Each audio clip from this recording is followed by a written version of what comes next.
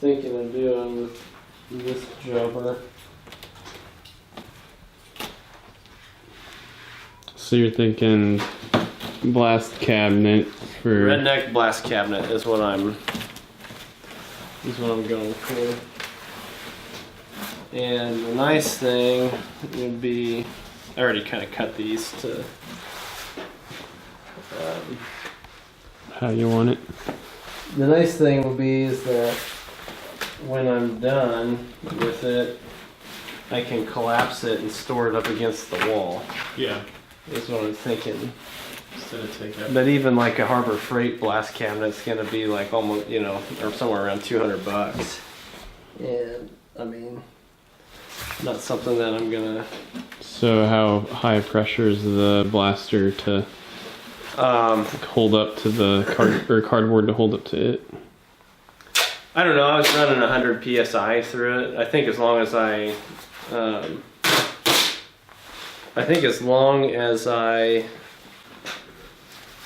you know, don't blast the cardboard directly. I don't, and even if I do, I don't necessarily see it blowing through the cardboard unless it's like right up close and it's a direct. I guess it's kind of the logic of it can only, like, so you break it, you're not out much. Yeah. I mean, If it doesn't work. I just basically need some. I mean, I don't need this thing, but I just want something to contain the mess. You know? Yeah. And I thought this would be a cheap way to try and do that. And so you're gonna cut a window into which side? Just one of, you know, probably the other side. Yeah. One of these big sides, and then.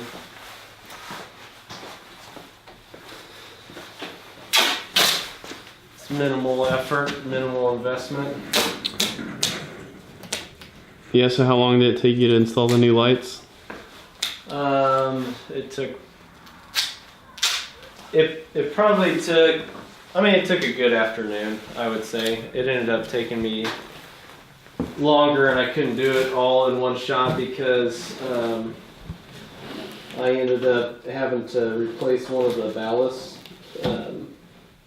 And so, but I would say, and then I first installed them like they have like wire loop things. I was originally hung them from those wires and hooks, and then I didn't like that, so then I decided to flush mount them, and then that just required a little bit more kind of planning and getting things in order. But I would say it was about an afternoon project. The best part of it was the price. So these were all like surplus lights from Spirit, like they were getting new lights in the factory, and so they a buddy of mine that still works at Spirit, his coworker had bid on a whole pallet of these lights. It was like a 3-foot high pallet. Well, then he won it, and then when he went to go pick it up, it was like double what he had thought is, or what he had originally bid on. I thought about maybe getting some PVC pipe or something and kind of, you know, making some legs on the corners, have a drain in there. Or maybe I'll just get some 2x4s or something. But how many parts are you going to be like blasting? I mean, oh, not many. I mean, like my control arm, upper and lower control arms, and my spindles. For right now, I'm sure I'll run across some other stuff that I want to blast. I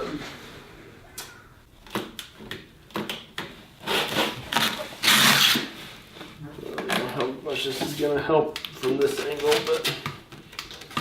oh, so you kind of have like magnets? Is that what you were? I was originally doing magnets, but then the magnets weren't holding that strong, and so I just did duct tape. So it's gonna come out through the back, but that's okay. I'm just gonna.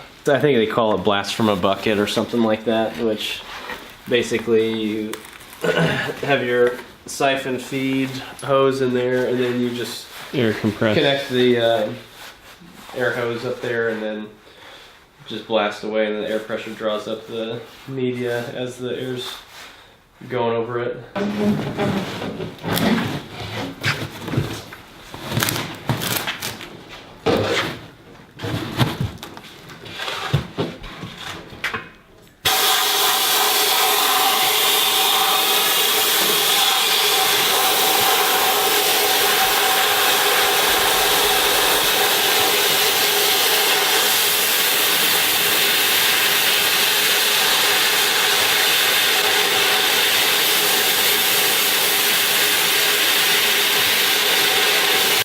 Lights in there actually help out a decent amount. Did it?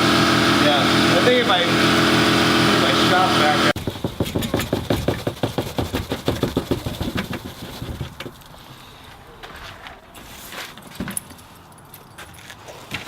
Poor man's blast cabinet. Boom!